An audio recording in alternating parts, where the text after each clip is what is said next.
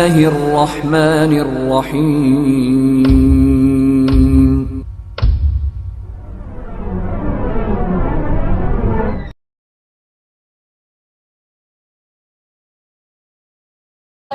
من الشيطان الرجيم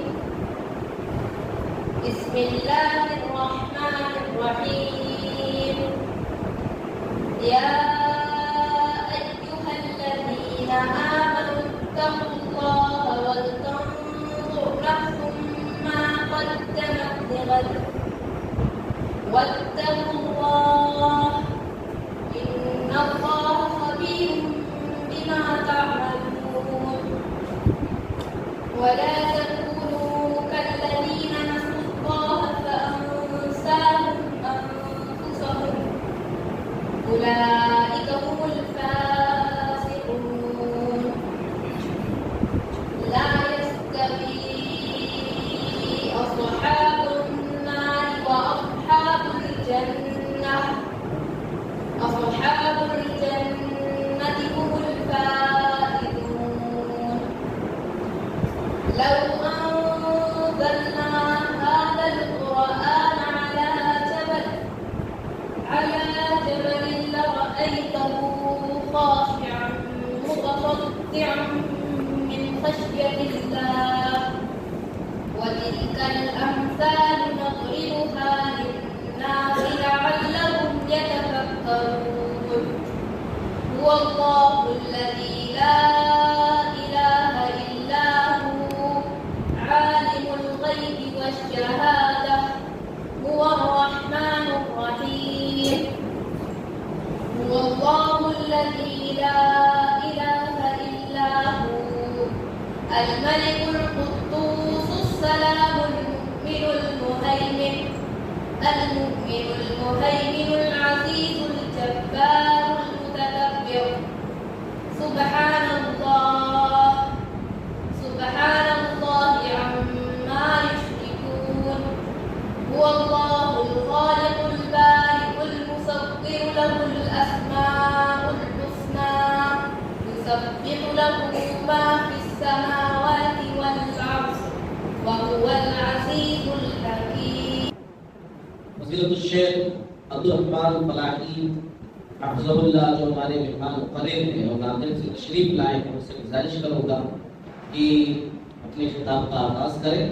میں سامعین سے گزارش کروں گا کہ احترام کے ساتھ ادب کے ساتھ غور سے سنیں اور تمام باتوں پر إن الحمد لله نحمده ونستعينه ونستغفره ونؤمن به ونتوكل عليه ونعوذ بالله من شرور أنفسنا ومن سيئات أعمالنا من يهده الله فلا مضل له ومن يضلل فلا هادي له أشهد أن لا إله إلا الله وحده لا شريك له وأشهد أن محمدا عبده ورسوله أرسله بالحق بشيرا ونذيرا وداعيا إلى الله بإذنه وسراجا منيرا. أما بعد فإن خير الحديث كتاب الله وخير الهدي هدي محمد صلى الله عليه وسلم وشر الأمور محدثاتها وكل محدثة بدعة وكل بدعة ضلالة وكل ضلالة في النار أو كما قال عليه الصلاة والسلام. قال الله عز وجل في كتابه الكريم أعوذ بالله السميع العليم من الشيطان الرجيم بسم الله الرحمن الرحيم الرحمن علم القرآن خلق الإنسان علمه البيان. وقال تعالى قل هل يستوي الذين يعلمون والذين لا يعلمون. وعن النبي صلى الله عليه وسلم قال خيركم من تعلم القرآن وعلمه أو كما قال عليه الصلاة والسلام. محترم بزرگوں، عزیز نوجوان دوستوں اور ساتھیوں اور عزیز طلباء و طالبات، الحمدللہ یہ ایک طلباء و طالبات کی علمی مجلس ہے. علم جو کبھی مسلمانوں کی میراث تھا اور آج بھی مسلمانوں کی میراث ہے، لیکن پتہ نہیں کیوں آج ہم اس دولت سے اپنے آپ کو محروم کر بیٹھے. سب سے پہلی چیز تو ہمارے ذہن میں یہ ہونی چاہیے کہ علم نام ہی ہے علم دین کا. علم صرف نام ہے علم دین کا. باقی جو علوم ہیں، سائنس ہے، جغرافیہ ہے، تاریخ ہے، طب ہے، یہ جتنے بھی چیزیں یہ فن ہے، یہ ہنر ہے، علم نہیں ہے، یہ فن ہے. یہی وجہ ہے کہ اس دنیا میں لوگ اس وقت بھی پوری شان کے ساتھ زندگی بسر کرتے تھے جب ان کے پاس آج کی یہ ساری چیزیں نہ موجود تھی اور نہ ان کے ذہنوں میں اس چیز کا کوئی تصور پایا جاتا. اس وقت بھی لوگ پوری شان کے ساتھ زندگی جی کر گئے اور ایسی نشانیاں چھوڑ کر گئے کہ آج کی دنیا ان پر حیرت کرتی. جب ان کے پاس سائنس سے ٹیکنالوجی جو ڈیجیٹل دور نہیں تھا، اس دنیا میں انسان کی سب سے اہم ضرورت رہی ہے وہی ہے الہی کا علم، جس کے ذریعے سے انسان کو زندگی گزارنے کا طریقہ ملتا ہے، آخرت کو کامیاب بنانے کا راستہ ملتا ہے. اللہ رب العزت نے سورہ رحمان میں کیا بات ارشاد فرمائی، جس کے میں نے پہلی چند آیتیں تلاوت کی. الرحمن انتہائی مہربان ہے رب، علم القرآن، جس نے قرآن سکھایا، قرآن کی تعلیم دی. حالانکہ سورہ اقرا میں بھی اللہ تعالیٰ نے علم کا ذکر کیا ہے. اقرا بسم ربک الذی خلق، خلق الانسان من علق، اقرا وربک الاکرم الذی علم بالقلم، علم الانسان ما لم یعلم. لیکن یہاں بطور خاص اللہ رب العزت نے قرآن مجید کا ذکر کیا ہے.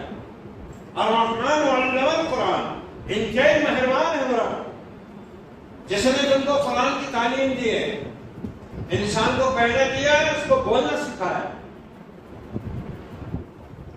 یہ علم دین، یہ علم قرآن، یہ علم حدیث،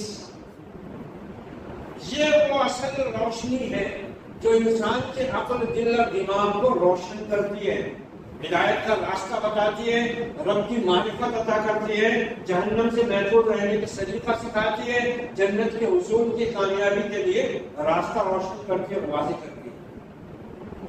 لیکن پتہ نہیں کیوں آج اس علم کی کوئی اہمیت ہمارے پاس رہی نہیں.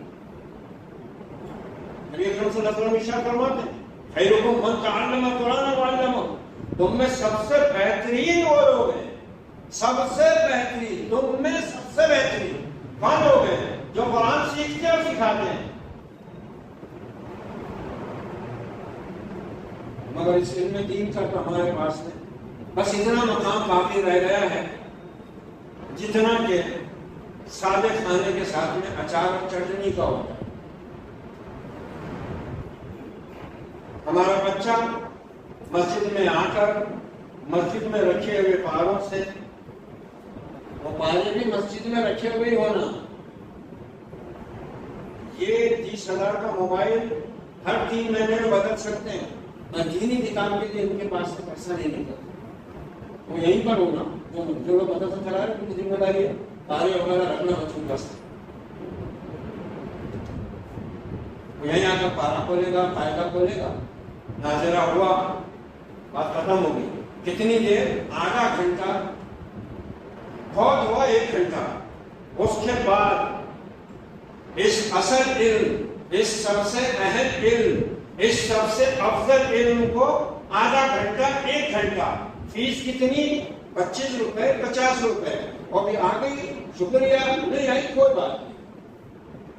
دین کا کام ہے، ہم کو تو ملت کو لے کر چلنا ہے.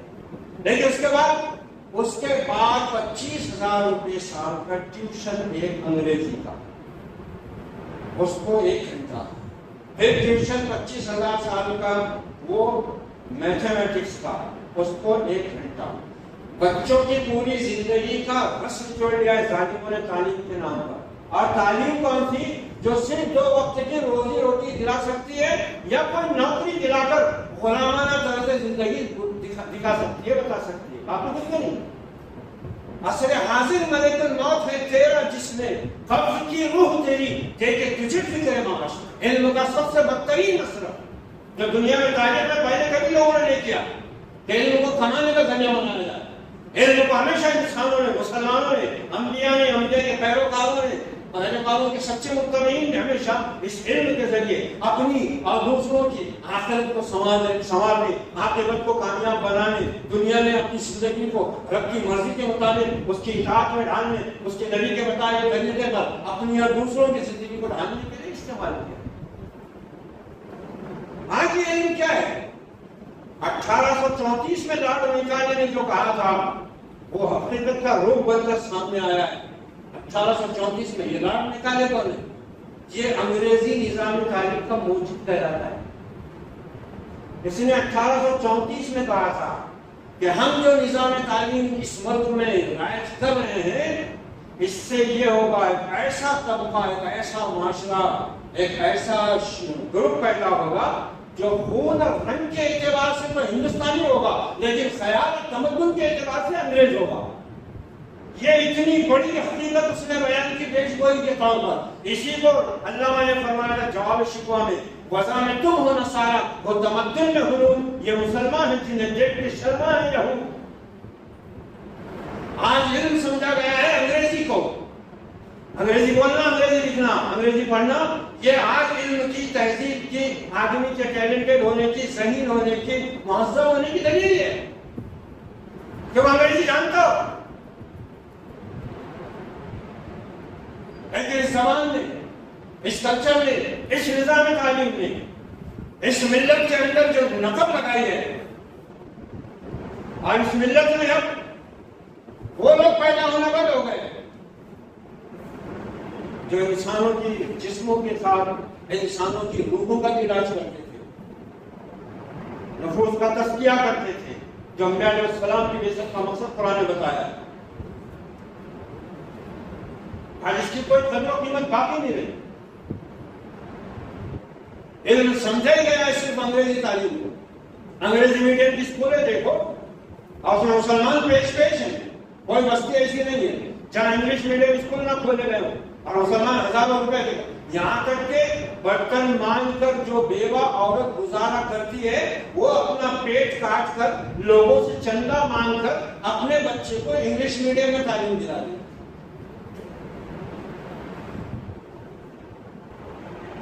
انگلش میڈیم میں تعلیم دلا دی، اور اس کے بعد چارہ نہیں ہے۔ ہم کو اگر دنیا میں رہنا ہے، دنیا کے ساتھ چلنا ہے، ترقی کرنا ہے۔ ارے یہ ترقی اتنا خوفناک لفظ ہے کہ اس دور کی ترقی نے انسانوں کو اپنے رب کا باغی بنا دیا ہوا۔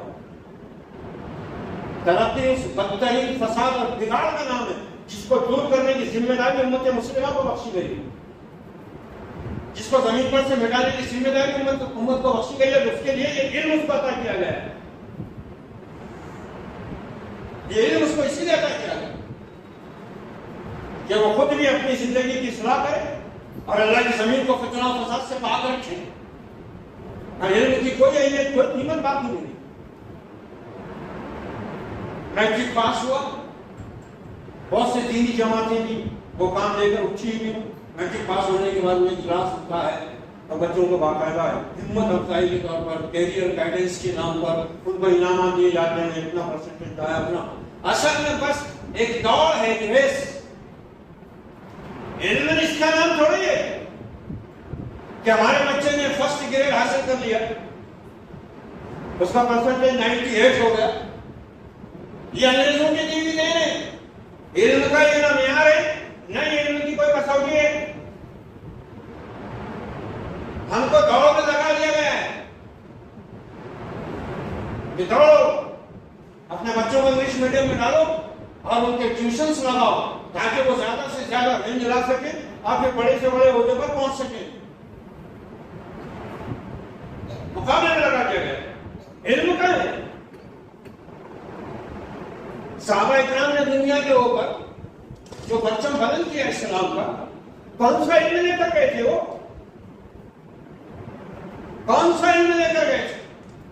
اور ہماری تاریخ میں کب ایسا ہوا ہے کہ ہمارے علماء نے، ہمارے اسلاف نے، جنہوں نے علم کے دریا بہائے ہیں، انہوں نے کبھی اس طرح مقابلہ آرائی نہیں کی۔ ایک بچہ جو کسی استاد کے زیر تربیت رہتا، زیر تعلیم رہتا، وہ جب پوری طرح سے مکمل ہو جاتا تو استاد یہ کہتا تھا کہ بیٹا آج تیری تربیت اور تیرا یہ درس مکمل ہو گیا اور اب تو خطابت کے، امامت کے اور فتوے کے قابل ہو گیا، میری طرف سے تجھے یہ سند دی جاتی، اجازت ہے، جا۔ یہ مقابلے نہیں ہوتے تھے امتحانوں کے، اب سارا مقابلہ اسی میں رہ گیا۔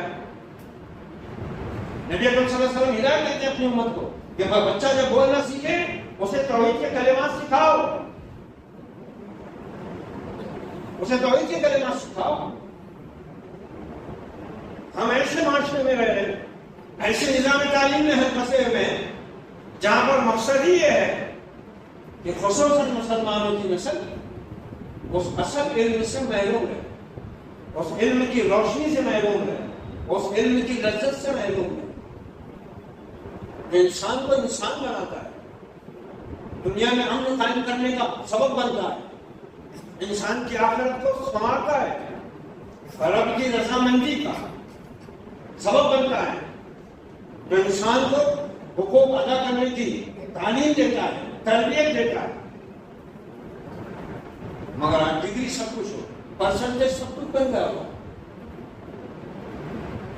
کسی محلے میں کوئی بچہ قرآن حفظ کر کے آ جائے، اڑوس پڑوس کو بھی کوئی فرق نہیں پڑتا۔ ہاں وہیں کوئی بچہ چینل میں فرسٹ آ جائے، بڑے بڑے پروگرام ہوتے ہیں جس کو ہندی میں ہم کہتے ہیں ستکار کیا جاتا ہے، نام دیا جاتا ہے اس کو کہ حوصلہ افزائی ضروری ہے، بچوں کی آگے بڑھنا ضروری ہے، یقیناً ضروری ہے۔ ہمیں بھی سائنس آنی چاہیے، ہمیں بھی میتھس آنا چاہیے، ہمیں بھی انگریزی نہیں دنیا کی ہر زبان آنی چاہیے۔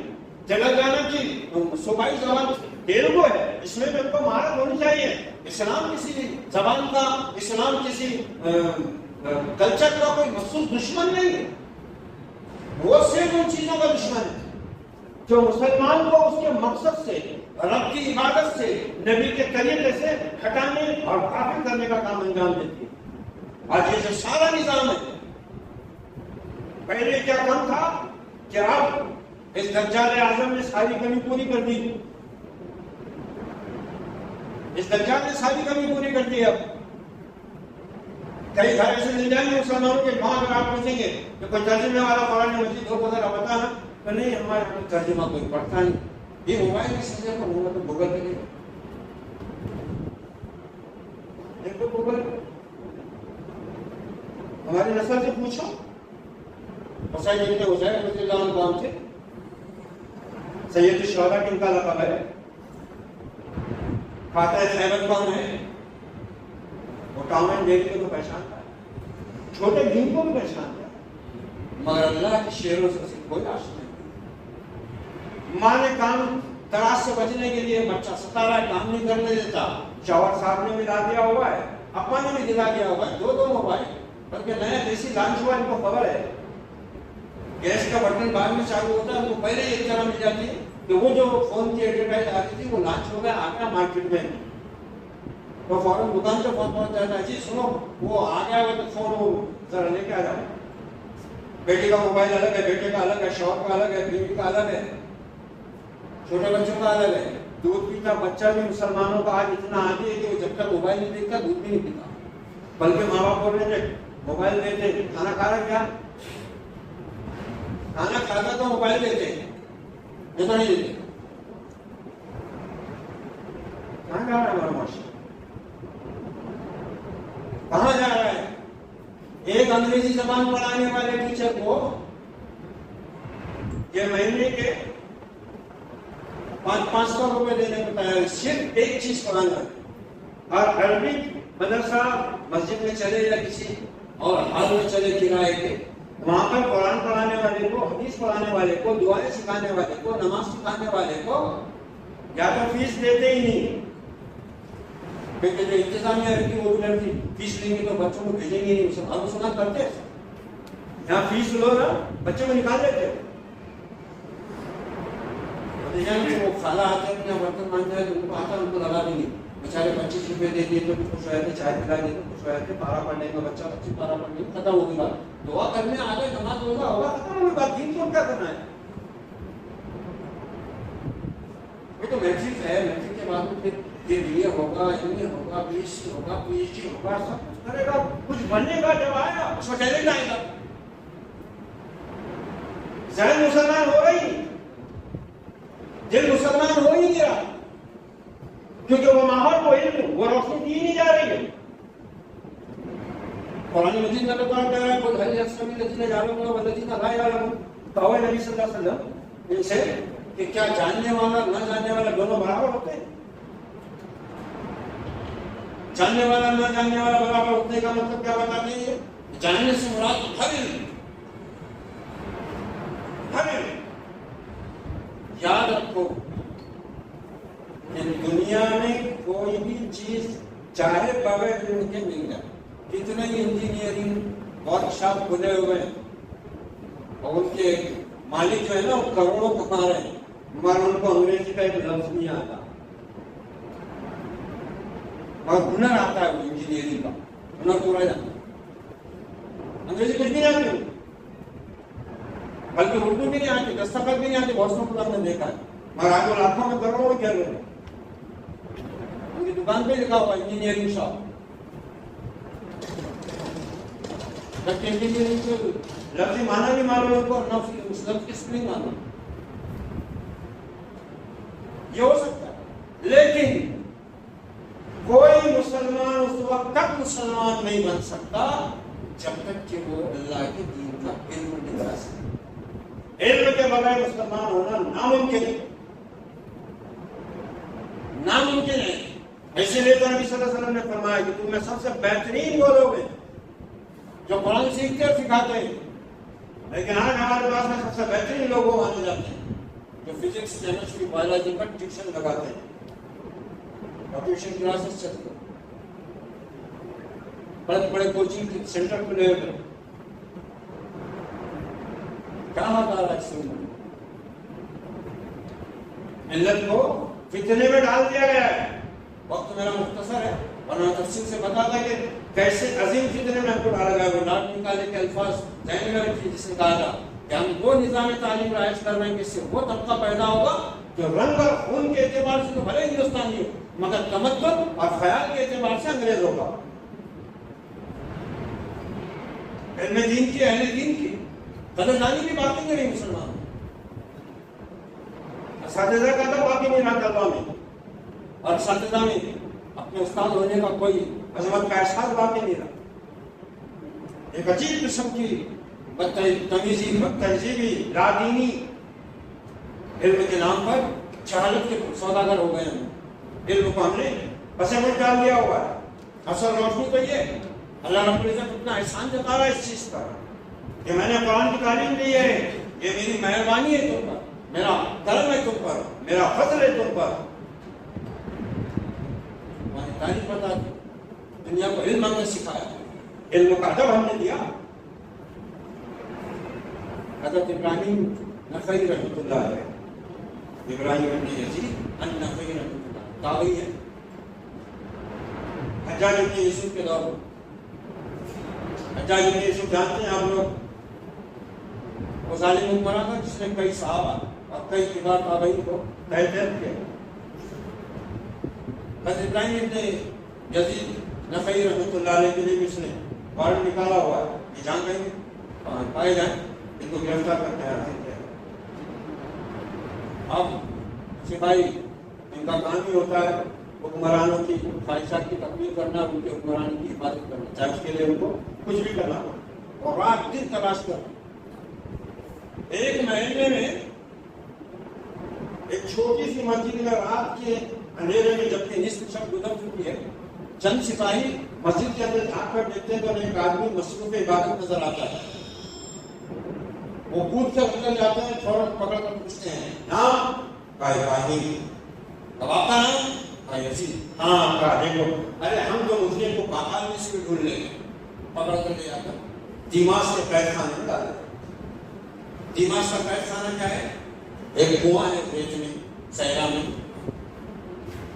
اندھا کنواں بغیر پانی کے، اس میں قیدی کو پھینک دیا جاتا تھا، اوپر سے اس کے لیے بس چھینے کی حد تک کھانا اور پانی دے دیا جاتا ہے، باقی سب اس کے دن رات پیشاب پاخانہ سب وہیں پر۔ صبح میں بڑی لوگوں سے پوچھتی پھرتی ہے کہ لوگوں تم نے میرے بیٹے کو دیکھا؟ لوگوں تم نے میرے بیٹے کو دیکھا؟ لوگ کہتے ہیں بڑی ہم لوگوں نے تو نہیں لیتے.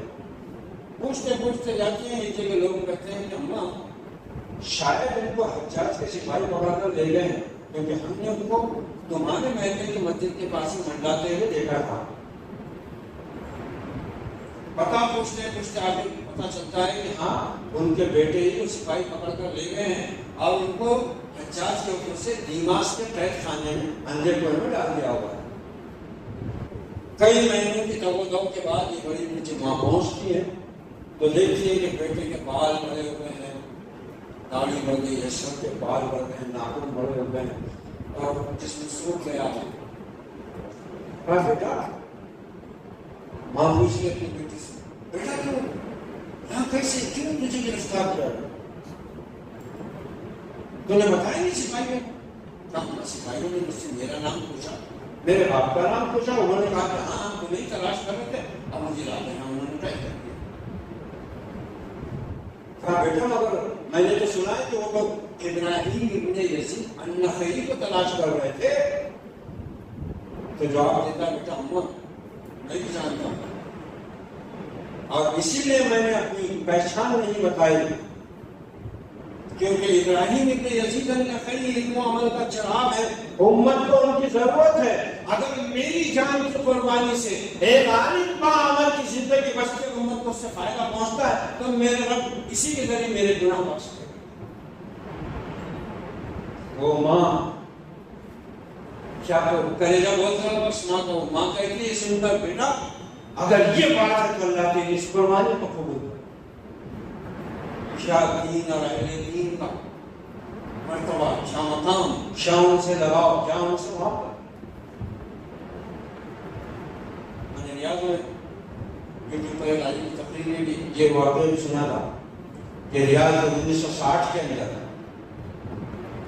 بہت چھوٹا سا مکان تھا، کچے مکانات پر مشتمل، اونٹ وغیرہ چلائے جاتے تھے، بکریاں، غربت کا حالت تھا، کوئی بہت خوشحالی نہیں تھی. وہاں پر ایک گھر میں ایک عورت تھے، غربت کی مانی بھی، بچے ہیں، بہت زیادہ غربت ہے، اس کے مہمان آئے ہوئے ہیں اور وہ اڑوس پڑوس سے بیچاری وہاں کر مہمانوں کی ضیافت کے لیے کچھ کھانا تیار کرتی ہے اور اس کا ایک 7 سالہ بچہ باہر سے آتا ہے، کوئی بات کہتا ہے، ضد کرتا ہے، ماں نہیں کہتی ہے، وہ جاتا ہے اتنی ساری دیر اٹھا کر کھانے میں ڈالتا ہے. اب ماں پریشان ہے کہ بڑی مشکل سے پڑوس سے مانگ کر اس نے مہمانوں کے لیے تھوڑا بہت تیار کیا تھا، اس شریف بچے نے اس کھانے کو بھی برباد کر دیا. عورتوں کے لیے اس میں بڑا سبق ہے، اس میں بڑی نصیحت ہے. اب وہ ماں اس کی آنکھوں میں آنسو آ گئے، دل تڑپ گیا اور اپنے بیٹے سے کہتی ہے کہ اب میں تیرے لیے کیا دعا کروں، تو نے میری عزت کو جو کسی طرح میں بچا رہی تھی تم نے پامال کر دیا. اب میں مہمانوں کے سامنے کتنی شرمندہ ہو، میں کیسے کا خود بات دوسری مرتبہ جا کر مان کر رہا ہوں. ماں نے آنچل اٹھائے اپنا دعا کے ہاتھ پھیلے، کہے رب میرے اس بچے کو تو اپنی کتاب کا حافظ بنا دے، اپنے دین کا حافظ بنا دے، اپنے گھر کا، اپنے کعبے کا امام بنا دے. 1960 میں ہوا یہ اس دکھی دل کی دعا وہاں کی قبول ہوئی. کیسے بیٹے کے لیے دعا کر رہی ہے جس نے عزت کو ہاتھ پر لگا دیا، دعا قبول ہوئی. وہ بیٹا حافظ قرآن بھی بنا، اس نے ریاض یونیورسٹی سے اسلامیات میں پی ایچ ڈی بھی کی، حدیث کا بھی علم حاصل کیا، حرمین شریفین کی انتظامیہ کا بنیادی رکن بھی ہے. انہی کا نام ہے عبدالرحمن السدیس. یہ ہے مسلمان ماں کا اپنے رب سے اپنے بچوں کے لیے مانگنے کا طریقہ. یہ ہماری ماں ہے جو بچوں کی تلاش سے بچنے کے لیے یہ دجال لگا کر رہے تھے ہاتھوں میں. ان کے بچے کیا سیکھیں کہ کسی کو کسی کی پرواہ نہیں. باپ اپنے موبائل میں مست ہے، بیٹا اپنے موبائل پر، ماں اپنے SMS میں لگی ہوئی ہے، بیٹی اپنے فیس بک پہ لگی ہوئی ہے، کچھ خبر نہیں ہے. اس قرآن سے کوئی واسطہ نہیں ہے بھی تو بہت زیادہ. اب رمضان کے اندر آئے گا، رمضان کے اندر آئے گا تھوڑا بہت، وہ بھی آگے مسجد میں بیٹھیں گے. پھر اللہ کے دین کے لیے 2 رکعت نماز کے لیے اچھی تکلیف بھی برداشت نہیں ہوتی، مسجد کی دیوار پر تھوڑی سی ایسی لگائی جاتی ہے. یہ تربیت کی جگہ ہے، یہاں تو کم سے کم اپنے رب کے غلام بن گیا، یہاں تو اپنے لیے کچھ حاصل کرو، تربیت اپنی کیا، میں اللہ کا بندہ ہوں، نبی کا امتی ہوں، قرآن میری ہدایت کی کتاب ہے، ساری دنیا کے لیے ہدایت بن کر نازل ہوئی ہے، میں اس کا حامی ہوں، اس کا ذمہ دار ہوں، دوسروں تک اس کو پہنچانا ہے، اس کو اپنے گھر والوں کی تربیت کرنا ہے۔ یہ قرآن اس سے مطالبہ کرتا ہے کہ یا ایھا الذین آمنوا قوا انفسکم واہلیکم نارا، اے ایمان والو اپنے آپ کو اپنے بال بچوں کو دوزخ کی آگ سے بچاؤ۔ اس کی فکر ہی نہیں ہے، اس کی کوئی فکر نہیں۔ رمضان کیا ہے؟ اللہ کے نبی نے فرمایا تھا کہ شہری کیا کرو کہ اس میں برکت ہے، اور وہ برکت یہ تھی کہ مومن شہری کے نام پر اگر آنکھ نہ کھلے اور وقت بالکل کم ہو اس وقت آنکھ کھلے، ایک گھونٹ پانی پی لے، ایک ہاتھ کھجور کھا لے، ایک کپ چائے پی لے، اللہ اس میں اتنی برکت دیتا ہے کہ وہ پورے دن اتنے ہی اوپر اپنی پوری انرجی کو سمیٹ کر رکھتا ہے، سارے دن کا کام بالکل کرتا ہے۔ یہ برکت ہے، مگر ہماری ساری برکت ہوگی افطار میں، اتنی برکت کہ افطار کا وقت بھی چلا جاتا ہے، نماز کا وقت چلا جاتا ہے، کھانے کمانے کا مہینہ بنا ہوا ہے رمضان، ساری برکت کہاں سمیٹی ہوئی ہے؟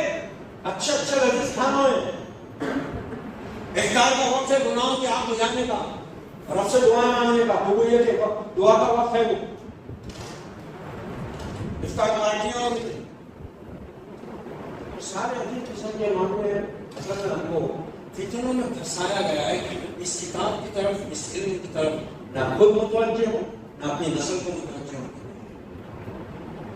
ایسے بے شمار واقعات ہماری سنہری تاریخ جگمگا رہی ہے کہ علم کیسے ہاتھ آیا، علم کیسے حاصل ہوا، اور اس علم کے ذریعے ہمارے اسلاف نے کیسے عظیم کارنامے انجام دیے، اور اس کے نتیجے میں اللہ نے اسی دنیا میں ان پر اپنے کیسے رحم و کرم کی بارش کی، کتنا عزت اور سربلندی سے ان کو نوازا، اور آج ہم کیسے ذلت کی مار جھیل رہے ہیں،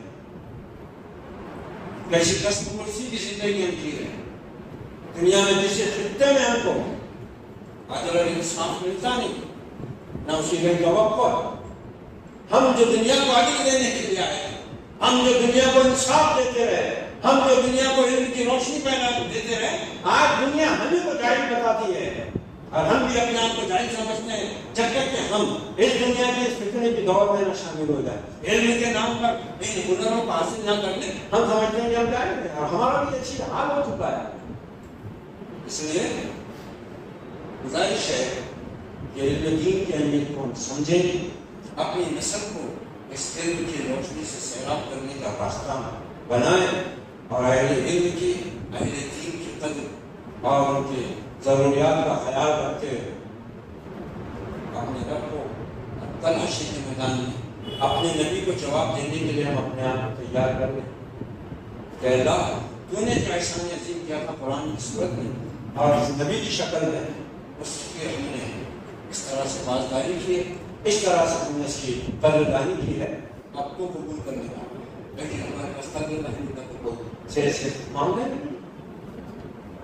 کتنی اہمیت ہے اس انگریزی تعلیم کی، اور کتنی اہمیت ہے اس دینی تعلیم، یہ ہم خود اپنی گریبان میں جان کرتے ہیں۔ ہو سکتا ہے میری کچھ باتیں آپ کو مبالغے پر مبنی یا ناگواری کیفیت سے دوچار کریں، لیکن حقیقت یہ ہے کہ سارا معاملہ یہ ہے، دل میں دین کی روشنی کے بغیر نہ ہم صحیح ہو سکتے ہیں، نہ معاشرے کو صحیح کر سکتے ہیں، نہ دنیا سمجھ سکتی ہے ہماری، اور نہ آخرت ہماری کامیاب ہو سکتی ہے۔ اللہ سے دعا ہے کہ پروردگار نے اس علم سے غفلت کی سزا نہ دے، اور ہمیں اس غفلت سے باز آ کر اس آنے والے اس ماہ مبارک میں جس نے ہمارے لیے اس کتاب عظیم کو نازل کیا ہے، شہر رمضان الذی انزل فیہ القرآن، اللہ رب العزت اس کتاب کو ہمیں اپنے سینے سے لگا کر، اس کی روشنی سے اپنی عقل کو روشن کر کے اپنی زندگی کو اپنی اطاعت اور بندگی کے لیے رنگنے کی، اور اپنے نبی کی سنتوں پر عمل پیرا ہو کر دنیا انسانیت کو اس دین حق کی طرف بلانے